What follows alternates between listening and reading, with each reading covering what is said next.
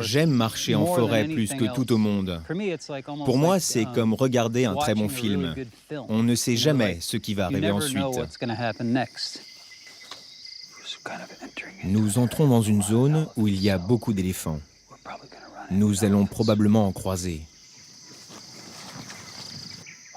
J'espère qu'ils fuiront. S'ils ne fuient pas, ce sera une autre affaire. C'est assez frais. De 2 heures. Mike Fay connaît tous les secrets de la forêt gabonaise. Il y a 20 ans, il l'a parcourue à pied. Une marche de 3200 km en 455 jours. Ce scientifique américain de 61 ans est une légende en Afrique.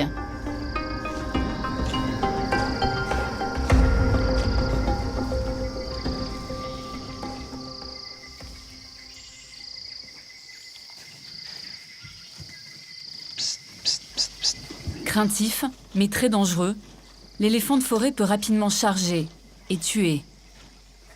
Mike Fay a déjà failli mourir suite à une attaque.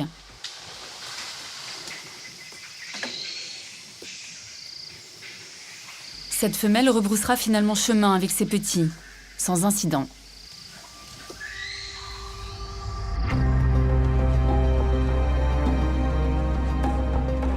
Plus rare que son cousin de la savane, l'éléphant de forêt est menacé d'extinction.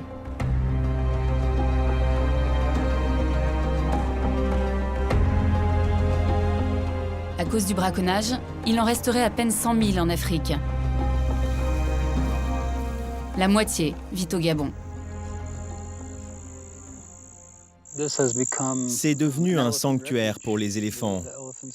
Ici, ils sont heureux. Ils mangent bien, ils sont en sécurité et ils ont plein d'amis avec qui se reproduire. De quoi manque-t-il ?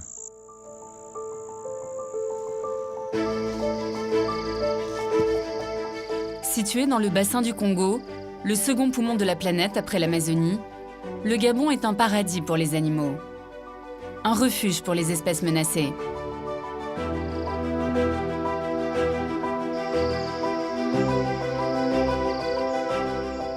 Une forêt presque intacte, des arbres rares et précieux. Ce pays est l'un des derniers Éden verts du monde. Un Éden, aujourd'hui convoité.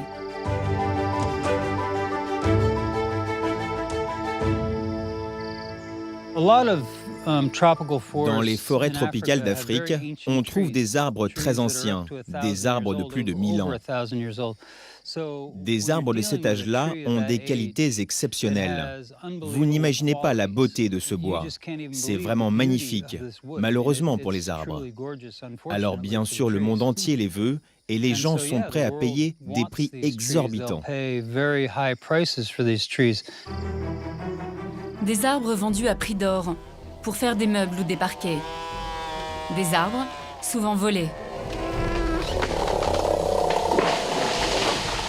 Un tiers du marché du bois mondial serait issu de coupes illégales. Le trafic est entre les mains de véritables mafias et rapporterait presque autant que la drogue. Le Gabon mène aujourd'hui une lutte acharnée contre les syndicats du crime. Ils ont des kalachnikovs et ils nous tirent dessus. C'est la guerre ici. Des gens meurent dans la forêt. Le pillage des forêts en Afrique est un désastre écologique. Dans la ligne de mire, des entreprises de bois chinoises ou européennes, des industriels qui trichent et ne respectent pas les zones protégées. Si je n'ai pas les documents, prison. Moi, toi, prison. Nous avons obtenu l'autorisation rarissime de filmer pendant plusieurs semaines cette guerre de l'intérieur, aux côtés de ceux qui risquent tous les jours leur vie pour sauver l'un des derniers paradis terrestres.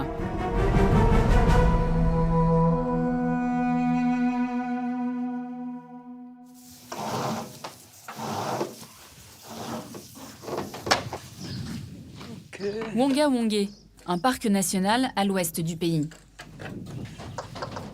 Mike prépare sa prochaine patrouille.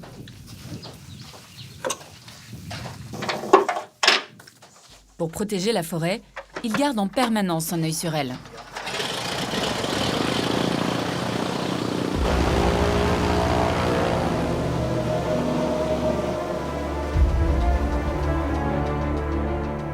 Au Gabon, la forêt couvre 85% du pays. Du ciel, Mike Fay voit tout et repère plus facilement les zones touchées par les coupes illégales de bois.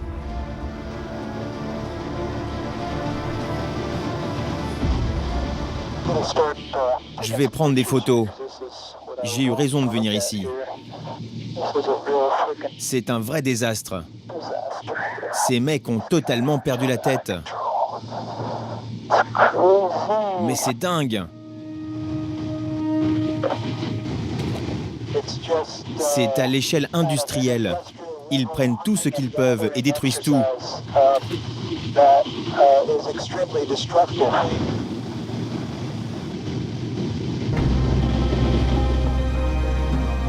Cap sur Libreville, la capitale et la plus grande ville du pays. C'est ici que se trouve le quartier général des gardiens des forêts. Mike Fay va donner l'alerte.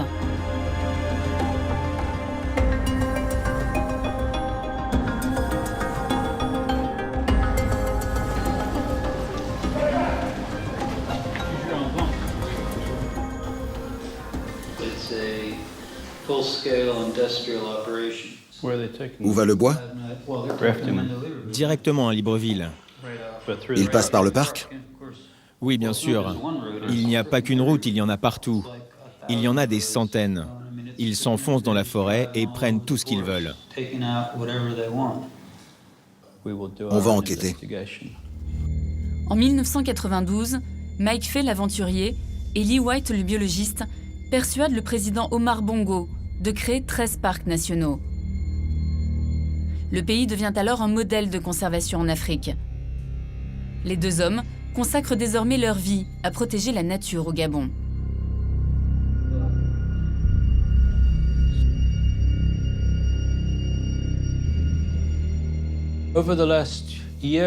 L'année dernière, nous avons fait une enquête sur le trafic de bois. Nous avons été très choqués par la gravité de la situation.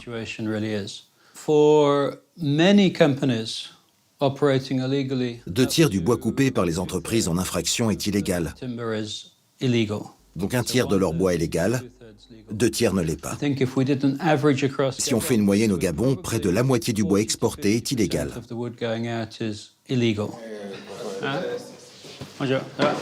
Le trafic de bois est considéré comme un crime majeur au Gabon. Lee White dispose d'une armée de 700 éco-gardes. Bonjour tout le monde, parfait. Logiquement, on doit contrôler ça, parce que ça passe par notre parc là. Pas envoyer des indices, ok, très bien, mais envoyer une équipe. À notre mission, lui, qui descend là, Nous avons une unité de renseignement qui travaille avec les services secrets gabonais pour enquêter sur les crimes contre la nature.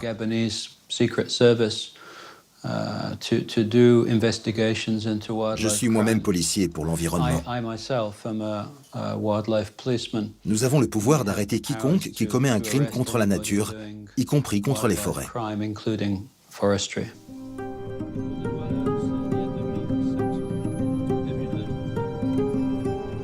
Pour mener sa guerre contre les pilleurs de bois, Lee White a besoin d'appui politique. Depuis des mois, il essaye de convaincre le gouvernement de lancer une opération coup de poing pour débusquer les criminels. Cet après-midi, il est accompagné du chef de la police forestière. Ils ont rendez-vous avec le ministre des Eaux et Forêts, tout juste nommé. Très bien, ça va? L'enjeu est énorme. Obtenir l'autorisation de contrôler toutes les exploitations de bois du pays. Pour se faire entendre, Lee White joue sur l'aspect économique. Cette société, on a calculé qu'il y a au moins 500 millions de francs qui partent en exploitation illégale, sans compter la partie évasion fiscale. Donc vous ajoutez ça, vous ajoutez encore 600 millions. Donc on est dans 1 milliard au moins de perdus. Ça, c'est juste pour Une seule société. Ce que vous montrez est choquant. Ça veut dire que rien que si on évalue sur ce petit échantillon, ça nous donne quoi? Ça nous donne de façon annuelle une évasion de quoi? 10 milliards pour Goevindo, minimum. Par an. Et cette fois-ci, la technique de Lee White marche. Moi, je signe ça aujourd'hui ou demain. Dès qu'on me les a apportés, je les signe. D'accord. J'ai aucun souci avec ça. Vous les avez déjà dans le sac. Je suis un peu... Vous avez déjà Je suis anticipé, un monsieur. peu méchant, monsieur le ministre, mais... Vous voulez me prendre au mot? Oui. Attendez, on avait quand même préparé au moins un modèle, une proposition. À la NPN, c'est moi qui signe les ordres de mission, mais ici, c'est vous. Il faut mettre un terme à ça. On a briefé le ministre sur notre enquête pour être sûr qu'il nous soutenait totalement parce qu'on savait qu'on allait faire plein d'arrestations. On savait aussi que les gens allaient faire pression sur lui, qu'ils allaient essayer de l'acheter. On mène une véritable bataille contre la corruption. C'est un combat que le gouvernement est déterminé à gagner. Mais la vérité, c'est qu'il y a actuellement des membres du gouvernement en prison pour corruption. Très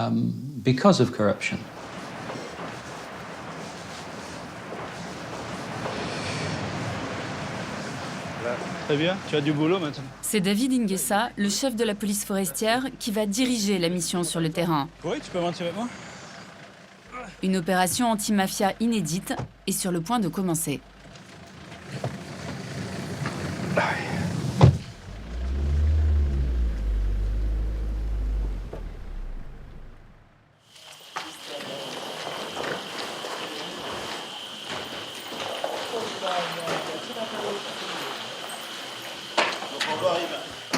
« 29 août 2017, 4 heures du matin.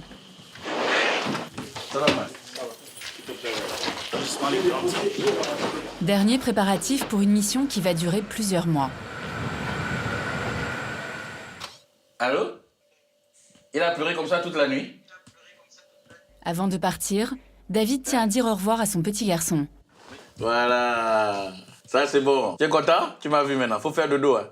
Bravo! Il dit au revoir. Faut faire dodo. Papa part travailler pour le pays. Ah, les enfants là me manquent. J'espère qu'ils me protègent.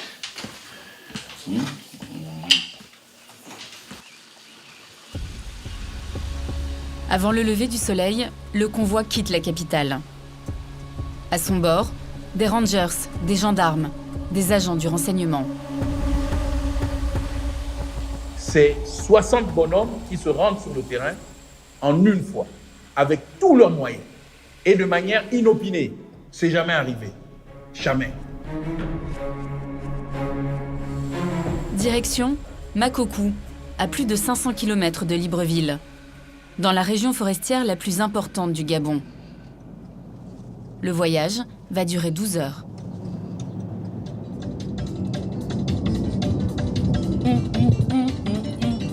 C'est de la musique de la forêt, ça.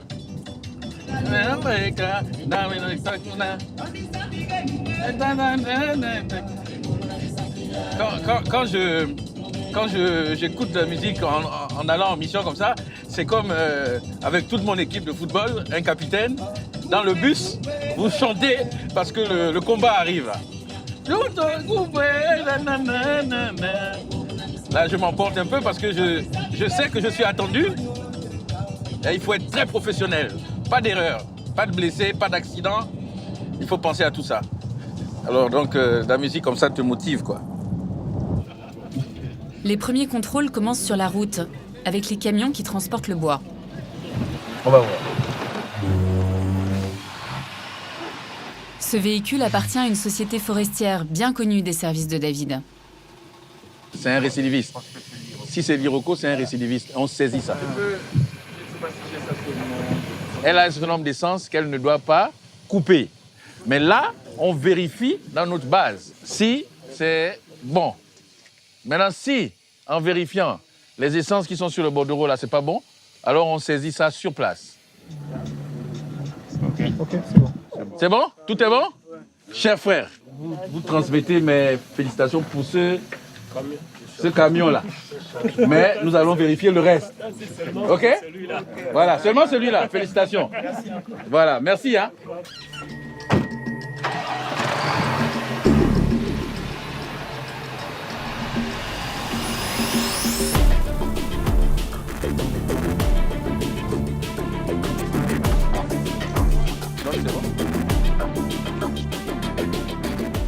Bon, mais donc on va convoquer.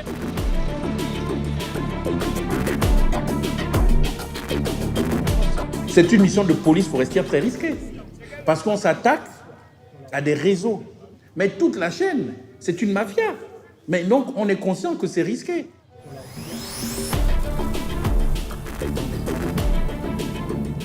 À la tombée de la nuit, le convoi de David arrive à Makoko.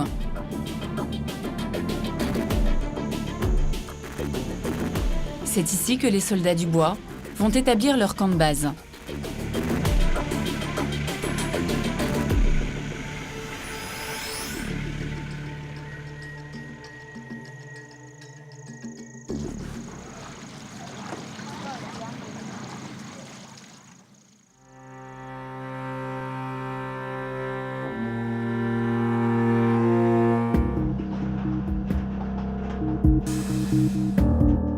David et ses hommes ont dans le viseur l'un des plus gros industriels forestiers de la région. Une entreprise chinoise qui exploite 200 000 hectares de forêt, soit 20 fois la surface de Paris. Vous ne pouvez pas travailler dans ces conditions. Les agents demandent à voir les permis et les documents. L'assistante du directeur de l'exploitation est visiblement embarrassée. Vous êtes en train de me dire que les documents que je viens chercher pour savoir si vous êtes à jour ne semblent pas être à jour. C'est ça que vous voulez me dire? Je sais pas. Oui, mais vous comprenez qu'on ne peut pas continuer comme ça.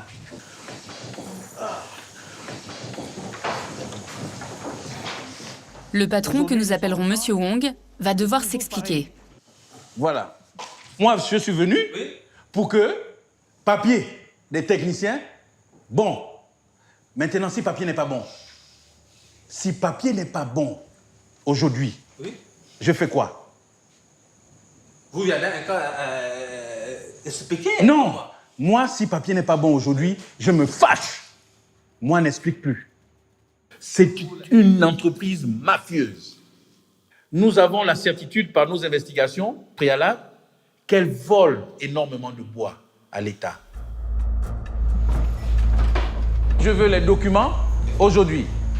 Si je n'ai pas ça, je fais une perquisition et je récupère tous les ordinateurs.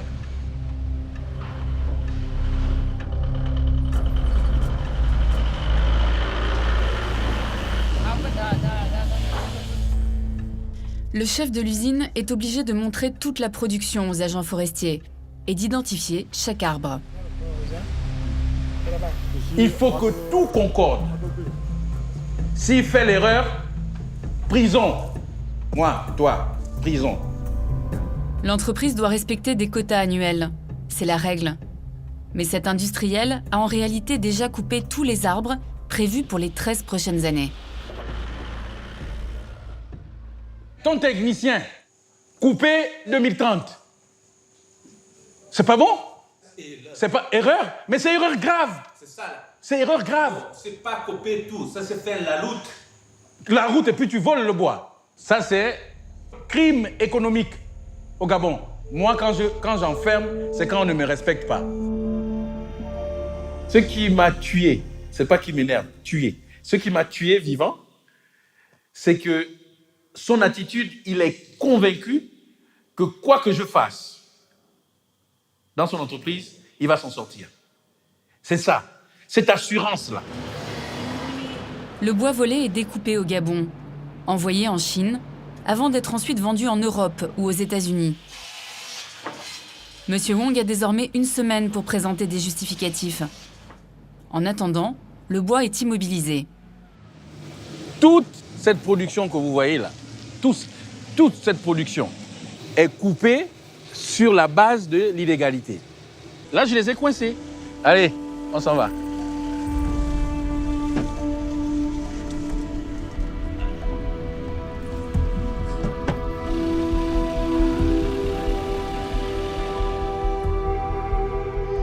L'industrie du bois est le premier employeur privé du Gabon. Et dans certaines régions, le seul. Sanctionner ou fermer des exploitations, c'est aussi menacer des milliers d'emplois. Un dilemme auquel est confronté en permanence David, et que la procureure de la République ne manque pas de lui rappeler. quand même, je voulais vous dire, donner un peu un avis personnel aussi. Oui, Parce que vous savez que beaucoup de Gabonais sont employés dans ces sociétés. oui, Vous le savez. oui, oui, oui. Et vous savez que il faut voir aussi la situation du pays. Hein, le pays est en crise. C'est ça. Donc, dans tout ce que nous Faisons. dans la mission, Voilà, voilà. nous regardons aussi Cette dimension sociale. Si. C'est pour ça que nous ne fermons pas les entreprises. Nous avons décidé là, en conclave avec les chefs d'équipe, nous poussons les opérateurs à nous donner les éléments pour que vous ayez de la matière pour poursuivre pour les dédommagements. Mais il n'est pas question de coincer nos frères qui sont dans les sociétés. L'argent des industriels fait vivre toute la région. Certains Gabonais, installés à proximité des exploitations, n'hésitent pas à aider illégalement les entreprises à trouver le bois précieux. En échange de quelques dollars, ils vendent leur forêt. Mais cela crée des tensions au sein des communautés.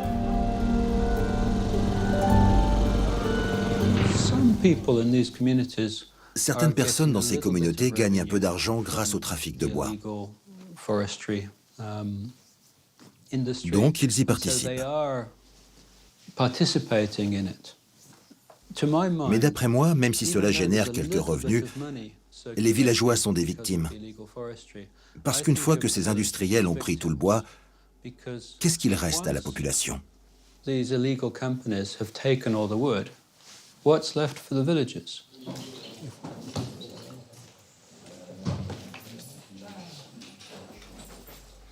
Certains villageois décident de choisir le camp des Rangers.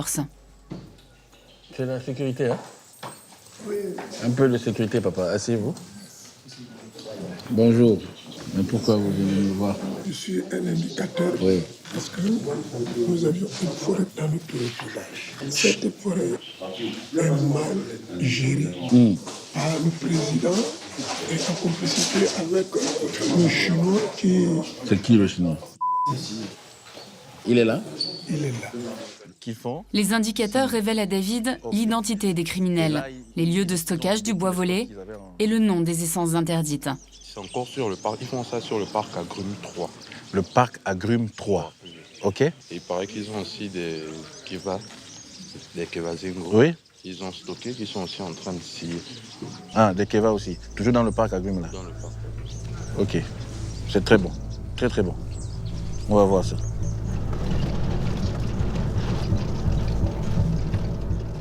Hubert, le chef du renseignement, part sur le terrain à la recherche des coupes.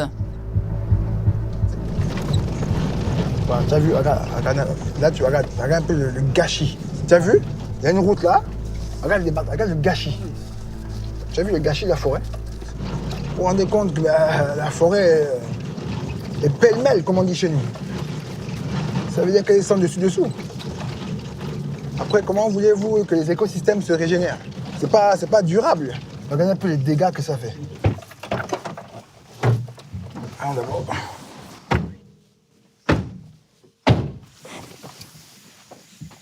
C'est grave.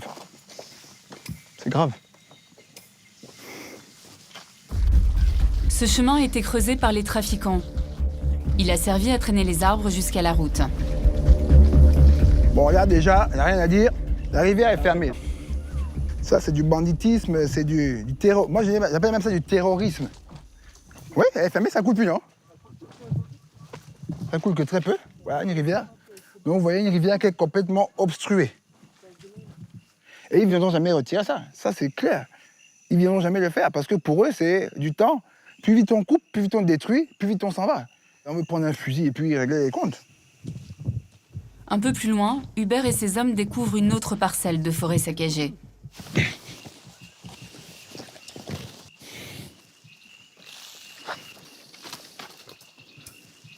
Là, pour l'abattage d'un arbre, regardez tout ce qu'il a cassé. Il a cassé celui-là, tout ce qui est cassé. Là. Et la souche est là. Donc vous voyez un peu, rien qu'il a trouvé pour cet arbre-là, sans compter ce qu'il a fait pour faire sortir l'arbre. Donc en fait, ce sont les infractions les plus graves du code forestier. On va aller parce qu'il faut qu'il y ait une bloc ici.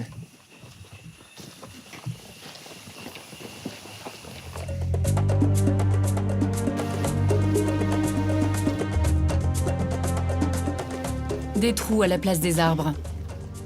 Une perte immense pour la nature.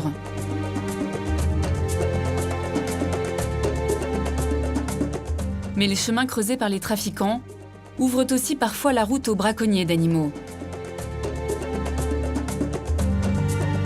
Le trafic d'ivoire est devenu un fléau au Gabon, y compris dans les parcs nationaux.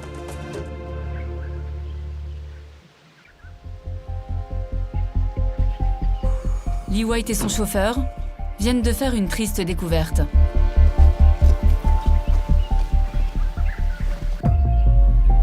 Au bord de la route, les restes d'une femelle éléphant.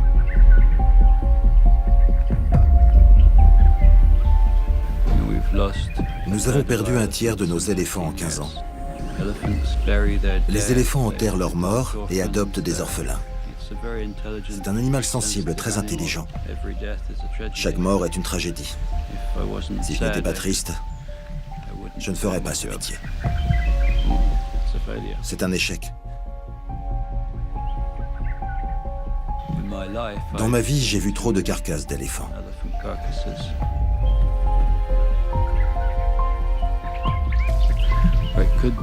Nous avons peut-être affaire à un réseau de braconniers. Une de nos équipes va devoir passer un peu de temps dans ce secteur. Allons, Gaëtan.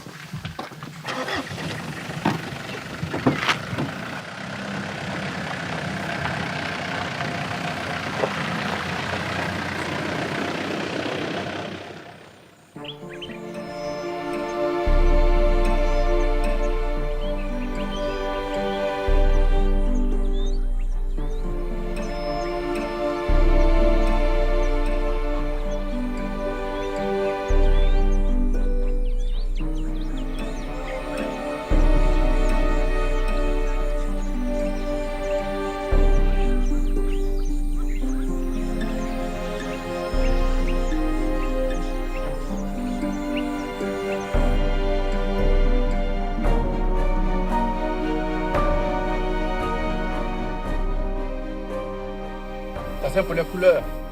Face à la menace, Lee White, le directeur des parcs nationaux, est devenu chef de guerre.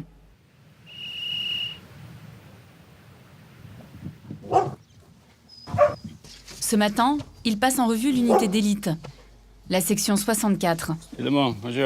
Une armée composée de 60 hommes et de 4 chiens.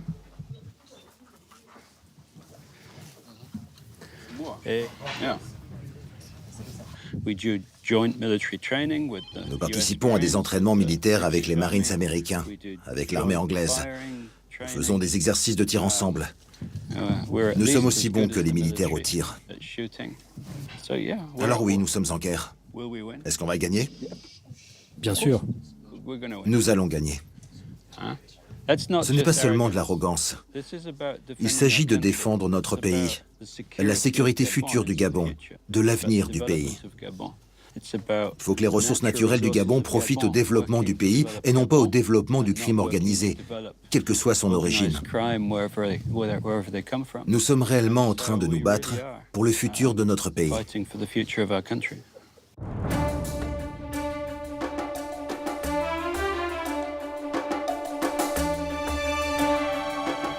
L'opération de contrôle des entreprises de bois se poursuit.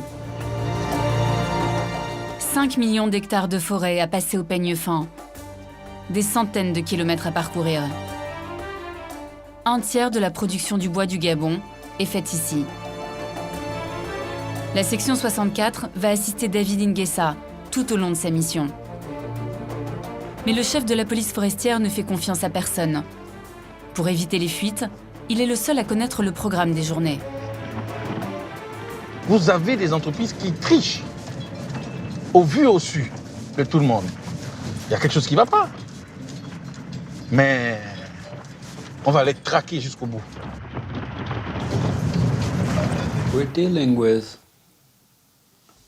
Nous avons affaire à une mafia diffuse qui vole des centaines de millions d'euros par an.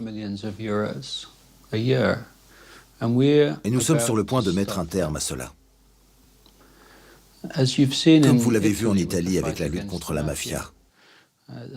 Comme on l'a vu dans le combat contre le trafic d'ivoire, où 1 millier de rangers ont été tués en Afrique ces 10 dernières années. Quand ces réseaux sont défiés, s'ils ne peuvent pas vous corrompre, alors ils deviennent violents. Il y a donc une réelle menace.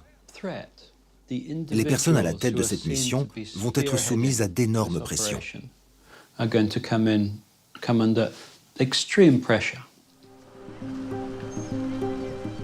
La présence de David dans la région dérange.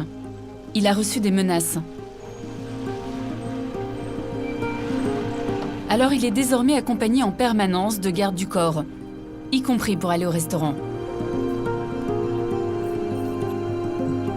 Mais le chef de la police forestière ne se laisse pas intimider et garde même le sens des affaires. Monsieur le patron, oui, j'espère que là, quand même, tu vas nous offrir à boire. Tout le temps, on vient ici, là, avec mes gars, on fait... Là, la dernière fois, tu avais dit qu'on est venu 2 jours en arrière. Hein? Ça va aller. Oui.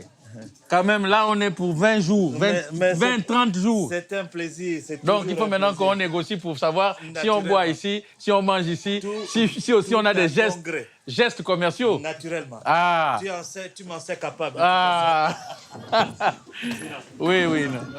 Ces mafieux ne me font pas peur. Je veux mourir sur le terrain. Au moins, j'aurai rempli ma mission. Tant que je serai en vie, je traquerai les délinquants forestiers. Tant qu'ils voleront l'État, je serai un policier de l'État pour la forêt.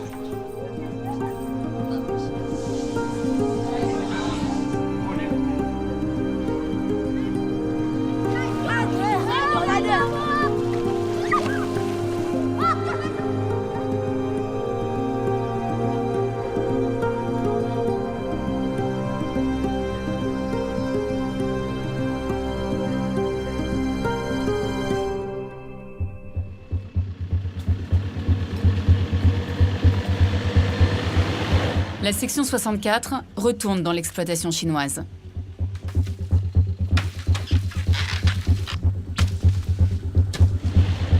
Monsieur Wong n'a toujours pas présenté les documents demandés. Alors cette fois-ci, les rangers vont directement en forêt pour inspecter les coupes de bois réalisées par l'entreprise.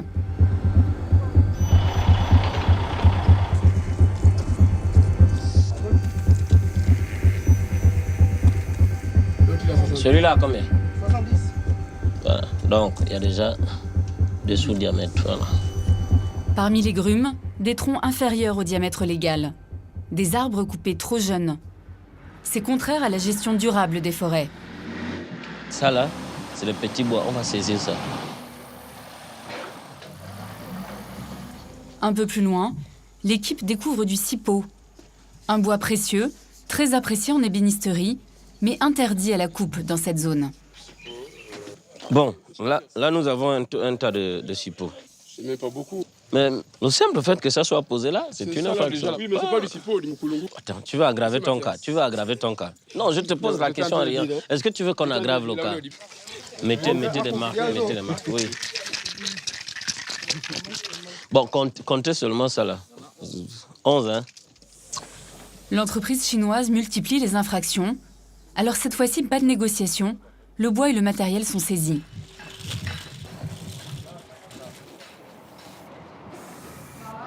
Il m'est arrivé de pleurer parce que je me rends compte du gâchis. Et j'ai peur pour l'avenir. Parce que si on n'arrête pas ça maintenant, on va se retrouver comme certains pays. Plus de forêt.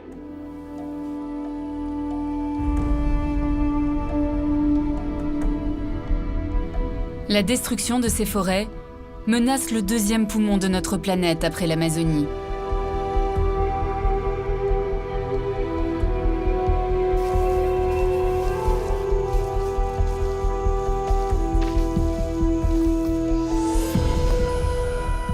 Des arbres centenaires et irremplaçables disparaissent ainsi chaque jour.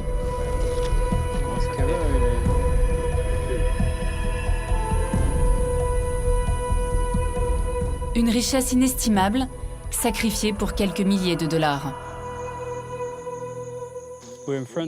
Nous sommes devant un kevazingo. Cet arbre est l'un des bois les plus précieux du Gabon. Il est en tête dans le trafic de bois. Cet arbre fait à peu près 2 mètres de large sur 10 mètres de haut. 10 mètres, 2 mètres de large, donc ça fait en gros 35 mètres cubes à $2000 le mètre cube.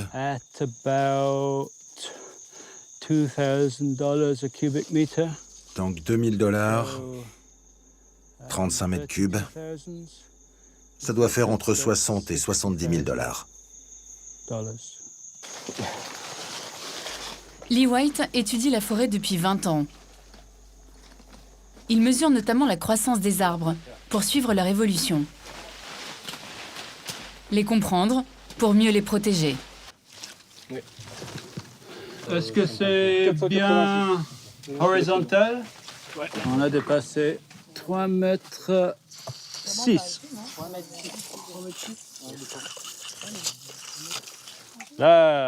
Ici, j'oublie mes soucis et je m'amuse.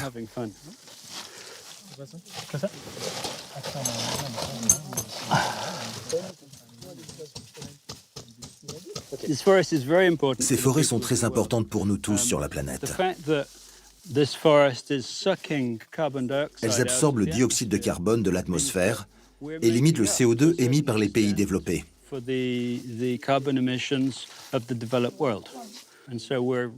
On réduit donc ici l'impact du changement climatique.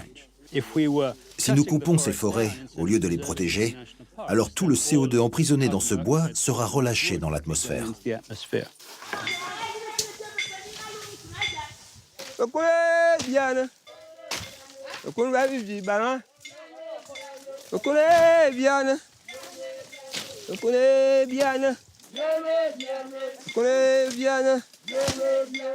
Le trafic de bois impacte la nature, mais aussi les hommes. Au Gabon, beaucoup de communautés dépendent de la forêt. Elle est même sacrée, au cœur des croyances traditionnelles.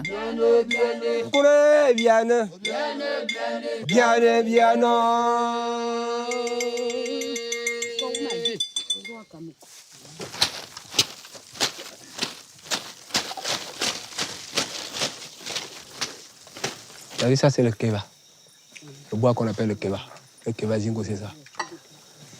Tout ce qui concerne les sacrifices au niveau du village, c'est ici. Donc il est là uniquement pour ça. On va demander à nos esprits ici de nous pardonner parce qu'il n'y a pas de nourriture, mais qu'on a amené un peu un apéritif. Donc ça va marcher. Donc,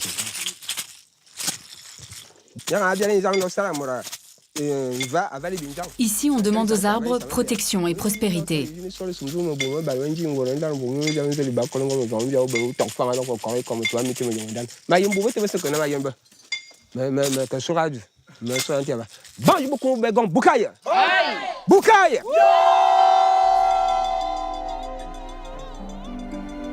Dans ce village, personne n'aide les criminels du bois. Car ici, on sait que la forêt protège, soigne et nourrit. Les villageois ont d'ailleurs créé une pépinière pour replanter des arbres. Les garçons là, regardez. Il faut nettoyer jusqu'ici. Il faut laisser l'herbe là. Parce que lorsqu'il fera beaucoup chaud, ça va vider le puits. Donc il faudrait que le puits soit couvert. Hein? Donc vous déboussez toujours jusque là. Vous savez, tous ces arbres là, ce sont nos médecins. Ce sont nos médecins. Moi, si tout de suite j'ai mal à la dent, moi, je ne vais pas aller prendre le paracétamol. Moi, je rentre en brousse et je prends quelque chose. Grâce à ces arbres fruitiers et son potager, le village ne manque de rien. Si la forêt produit, vous êtes toujours à l'aise. Sans forêt, il n'y a pas de vie. Tout est en forêt. Donc, il faut vraiment la garder jalousement.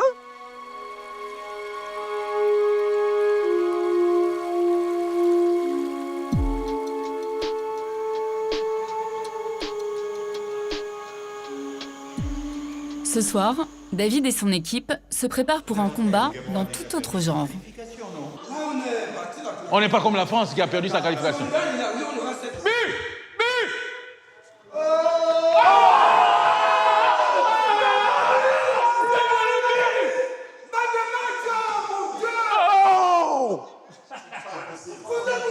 Il a foyé le but.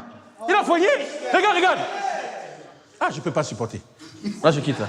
Non. Voilà. Le but. Ah. Hors-jeu, non? Hors-jeu, hors-jeu. Ah.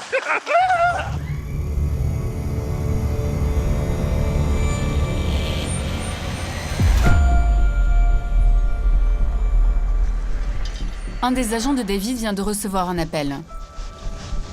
L'adjoint de M. Wong, l'industriel chinois, insiste pour le voir. Le rendez-vous paraît suspect. Alors le policier nous laisse filmer la scène en caméra cachée.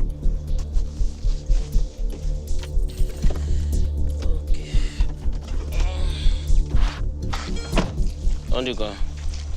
Je suis ton grand frère. Je te demande encore une fois de plus. Ferme les yeux. À ce niveau, je ne peux rien faire. Je peux pas. Je vais vous frapper fort. Tu vas mourir. Non, tu ne vas pas mourir. Dis-leur de venir sceller les bébés. Non. Pardon, Mathias, je me mets en courage. Je me mets en courage. Non, toi aussi. Pour tenter de le convaincre, le trafiquant lui propose alors de l'argent. Amuse-toi avec ça. C'est ça que je vais te donner depuis le premier jour. Ça, c'est combien? Tous les tels monnaies, il y a 400 000. Ah! Tu peux pas me demander de m'amuser avec ça. Je risque de rater mon temps. Sais-tu? Toucher l'argent. Non, à ce niveau, c'est... Moi, je peux rien faire.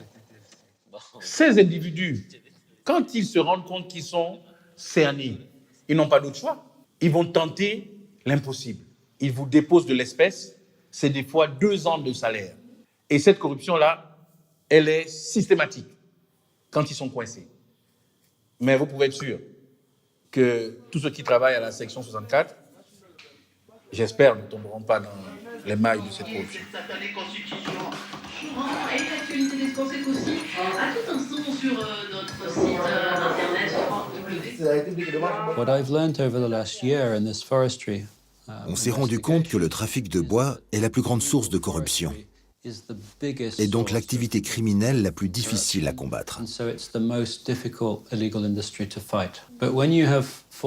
Quand vous avez une industrie qui rapporte 400 millions d'euros, vous avez les moyens de corrompre des provinces, des ministres, de corrompre la justice. The judiciary.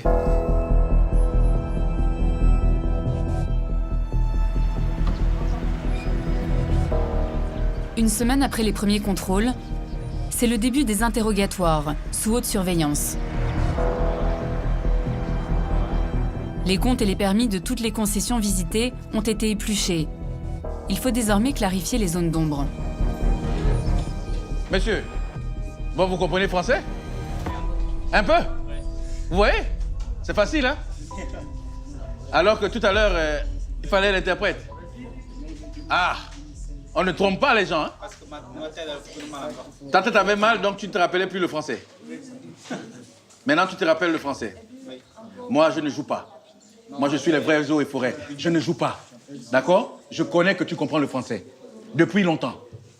Ici, dans le Goué-Vindo, 3 ans d'enquête. 3 ans d'enquête. Avec tout le monde. 3 ans. Avant de venir. Donc, rien ne va nous échapper. C'est ça?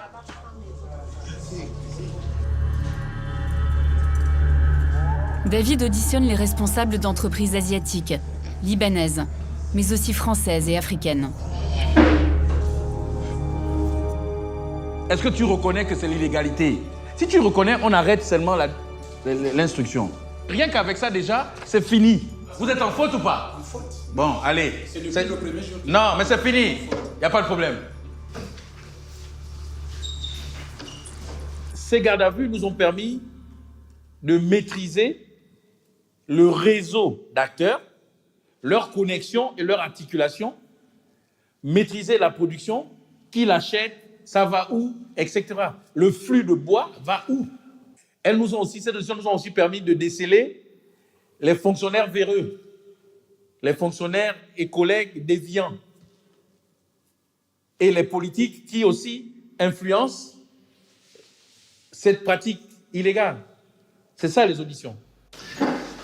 C'est maintenant au cas de l'entreprise de M. Wong d'être examiné. L'homme d'affaires chinois est absent. Ce sont ses adjoints qui le représentent. J'ai convoqué monsieur. Il n'est pas là. Vous ne pouvez pas accepter de venir sans votre chef. Pourquoi? Parce que vous savez, chers frères, vous savez ce qui se passe, mais vous continuez. Je suis venu aujourd'hui parce qu'il y a bien une convocation qui répond à mon nom. Par respect, je suis venu, j'ai répondu à la convocation. Tu insistes? Si tu insistes, je t'écrase. Je ne t'écrase pas physiquement, je te démontre. Et tu assumes toi-même d'avoir volé l'État. Tu veux ça? Non, monsieur. Voilà. Je n'ai pas besoin d'aller dans d'autres questions. Vous appelez monsieur au haut-parleur devant nous.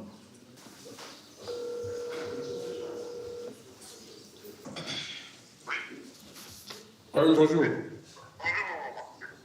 Ok, nous y en a ici, réunion hôtel. Si tu n'as pas venu ici, m'a beaucoup. Nous, c'est posé prison là-bas. Qui est posé prison? Toi? Moi avec Christian. Ah, ok, moi je suis malade. Terminé, ferme. Moi, il n'y a pas de force. Non, dis-moi. Ferme. C'est terminé.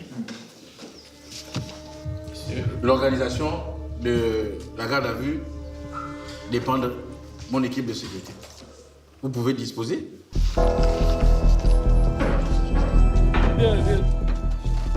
Les deux hommes dormiront donc en prison ce soir. Monsieur Wong a finalement été interrogé quelques jours plus tard à Libreville. Tombeau ici Alpha. Portail ouvert. L'instruction est en cours, mais l'entreprise chinoise a d'ores et déjà été sanctionnée.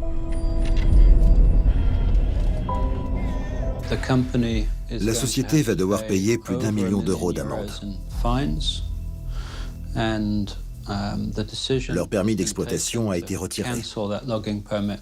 Donc cette entreprise va perdre sa concession et ne pourra plus opérer au Gabon. On engagera ou pas des poursuites criminelles à l'encontre du directeur. On ne sait pas encore. Au cours de cette opération qui aura duré plusieurs mois, 15 exploitations industrielles ont été épinglées. 80 personnes ont été auditionnées, 20 placées en garde à vue. C'est une opération d'une ampleur inédite. Une première dans une enquête sur le trafic de bois.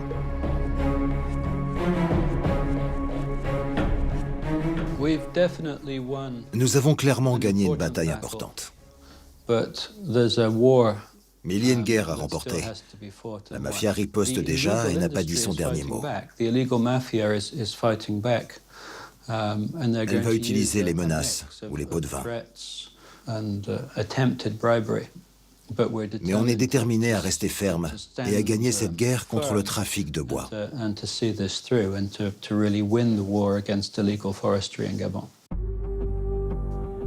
Le Gabon a envoyé un message fort aux trafiquants.